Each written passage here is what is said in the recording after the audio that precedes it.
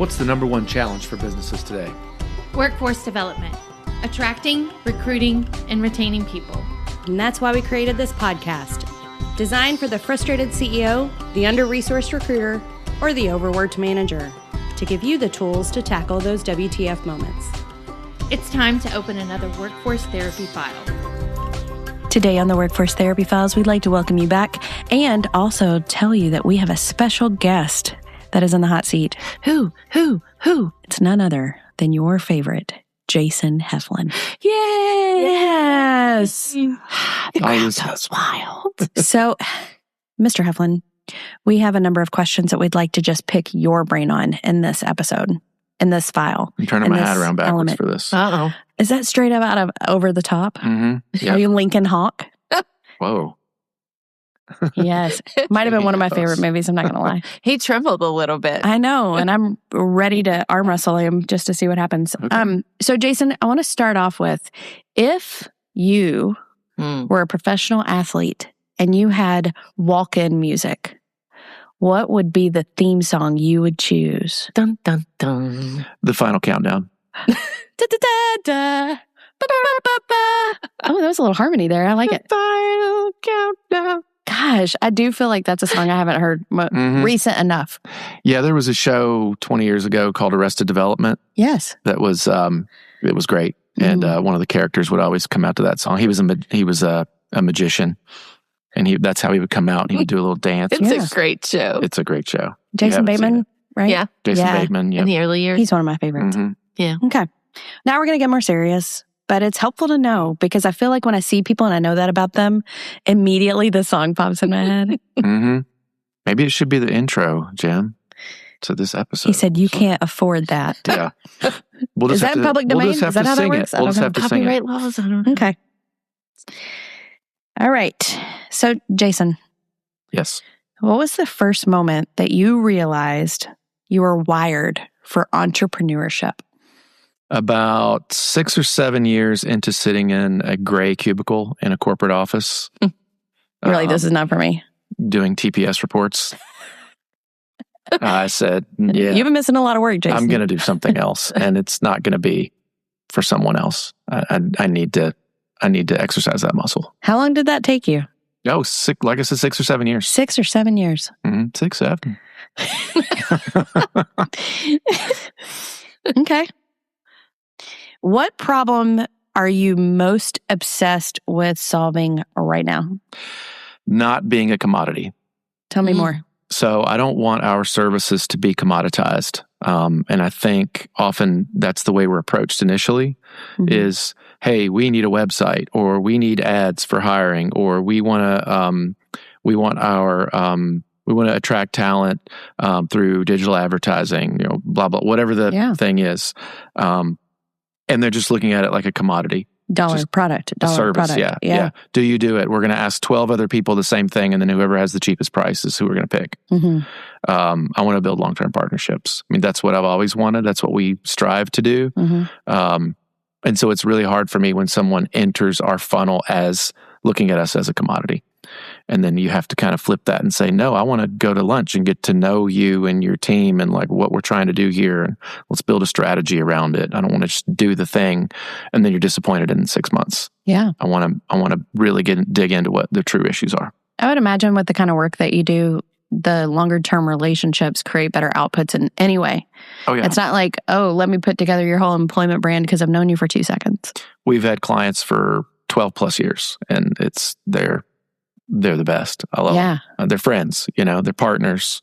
Partners overused, but it's true. They're real partners. Like we're in their business. We go in their office and the admins know us and just shoo us on back to the conference room and no security. And, it's just, Yeah. It makes a difference. I'm assuming because you've been in business now for 72 years. 73. 73. Okay. I don't want to undersell your knowledge. But I'm curious, how has your definition of success evolved across that 73-year spectrum?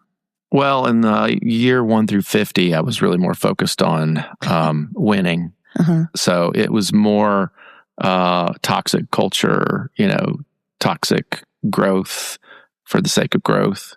But yeah, so, I'm more focused on time with my family, treating people really well, building partnerships, long-term partnerships. I want to be in for years with somebody. I don't want to waste anybody's time. Yeah. So yeah, less winning, more hanging. Well, as someone who's known you for at least 30 of those 73 years, I think it's a solid choice. People should do it. Thanks. Yeah, for sure. All right, Jason. So what do you think separates entrepreneurs who scale from the ones who stall? Stick-to-itiveness. Is that a word? It is now. Okay. Webster's definition of stick-to-itiveness is stay in the course, go. I mean, it's, I think the ones that don't scale are maybe fearful. Being an entrepreneur is about risk. Yes. And you have to be willing to take those risks. And if you're not, it's going to be a very slow process. Sure. So don't expect it to be a quick run if you're not willing to lose and lose multiple times. You definitely have to be okay with the word no. A lot. I've started and sold at least 4 businesses in my life, and I made that mistake many times over in the past. So what operational discipline do you think takes founders way too long to execute, to learn? What do they avoid for too long? In my experience, this is self-reflection, but it was building processes around common tasks. Standard work. Yeah. Things that we do over and over again. We know how to do. Somebody's already figured out step 1 through 6. Just put it down. This is it. These are the rules. We can change the rules anytime if things in the environment change. But yeah, and I resist process because I'm a free spirit. I just want to operate. I'm a cowboy. I don't want to be pinned down. So that's tough for me. And my business partner is really good at it. So we have complemented each other in that way over the years. I agree. It's definitely, as a fellow free spirit, seeing things on paper with process and 1, 2, 3, ABC, and it's like, really? You couldn't just do it? I get itchy. I feel pinned in. I know this isn't something that you said, but I'm curious around the same question because I know we're interviewing Jason, but we like to have a little chit chat. I feel like the founder relationship with cash also is something that might get in the way of people scaling, right? And I don't know how you guys have done that or whether or not that's a challenge that you had, but for the bootstrappers or the individuals who are getting started with some sort of investment cash, figuring out how to leverage debt, figuring out how to budget for the down months, figuring out how to do that and not be, discouraged from continuing. I know you guys have had nothing but green gold star months in your careers as entrepreneurs, but I'm curious what you might advise for the people who are doing those entrepreneur journeys anew. I think prepare for the downtimes. The thing that you think, if this happened, that would be bad. Well, get ready for it because it's going to happen eventually. Just get ready. Build a plan around it. Okay, if this, then this. If this, then that. And sometimes it's even helpful to kind of draw that out like a little tree, just like, okay, if this happens, I'm going to do this. And just be ready. And that way, when it happens, you're much more at ease. You can say, okay, I have a plan. I can follow it. I don't know if it's going to work, but I have alternate. Name it and claim it. Yep. For me, it was business debt is completely different than personal debt. But personal debt for me was always, you don't have that. That's how you have freedom and survive and you live. And business debt, I went in with that same mentality, but learned that it's not the same at all. Yeah. So when you think about looking at a business and you want to scale, you want to grow, where do you see businesses overcomplicating that growth? Well, on the topic of hiring, I think it's quick fix hiring. And I've been guilty of that many times. Just like, this person has the credentials. Let's go hire them and let's just move. And we talked about that in a previous episode recently. It does not work. It won't ever work. You might get lucky and their resume is everything about them. But most often it's not. So quick, especially with AI, right? Yeah. People are putting resumes together because they think that's what you want to see sometimes. Yeah. Mm-hmm. Yeah. Like lean into the interview. Don't be afraid to have a long interview. Mm-hmm. Don't be afraid to talk about culture. Don't be afraid to talk about the times in the past when they've had a conflict with fellow employees, because those could bubble back up in your environment and come back to haunt you. Mm-hmm.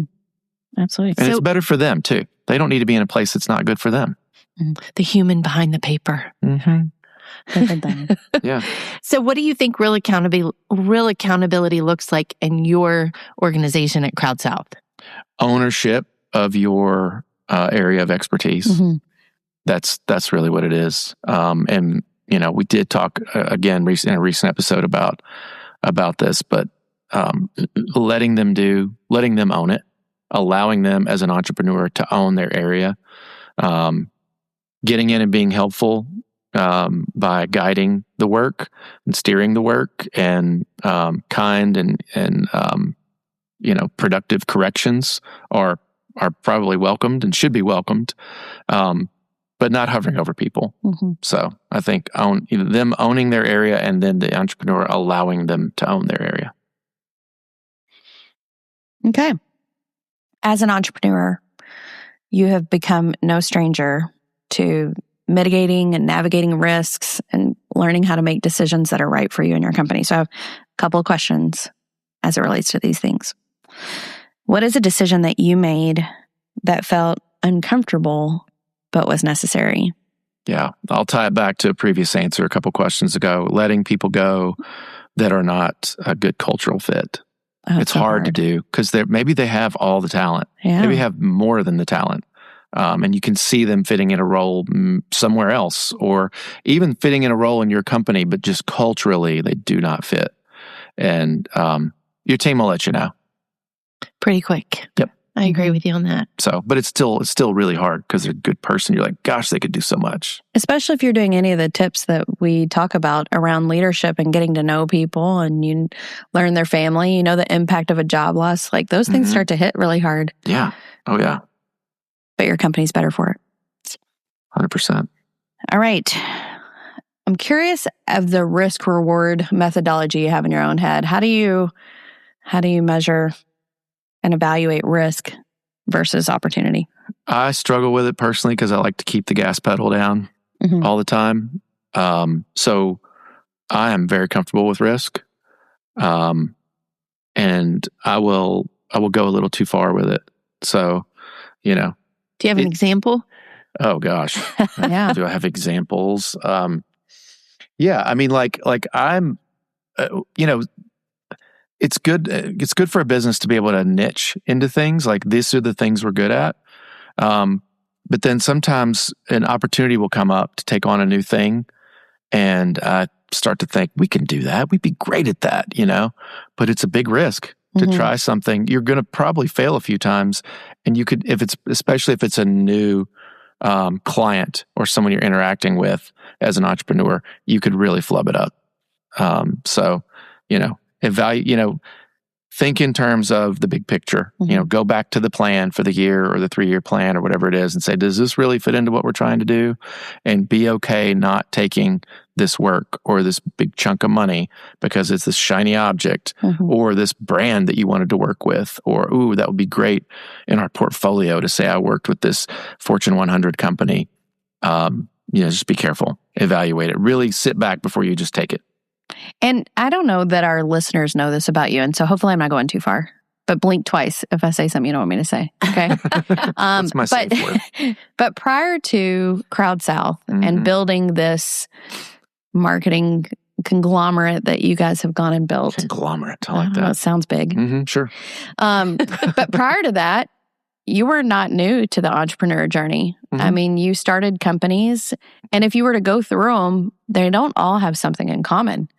Yeah. So you were in various industries and approaching it from different ways, but using key things that led to CrowdSouth. You want to talk about that at all? Because I think when people call you, they might be thinking about you through your marketing lens, but I used to refer to you as the person with the Midas touch. Every thing you touch seemed to turn to gold. Maybe copper. The copper touch. Yeah, the copper touch. All right. Yeah. So, a good example is I started a business once, and it was fully because it was a good idea, but I wasn't super interested in it. So that kind of bit me later. You know, I started an online, like an e-commerce business, and of all things, we were selling diaper bags before you even had a child. Oh yeah, I had no interest. Did you even know any kids? You know? Yeah. What's a kid? I don't know. You know, what's a diaper? No. Why do you need a whole bag? Yeah. Why do you need a whole bag for these things? But it was a vacuum in the market.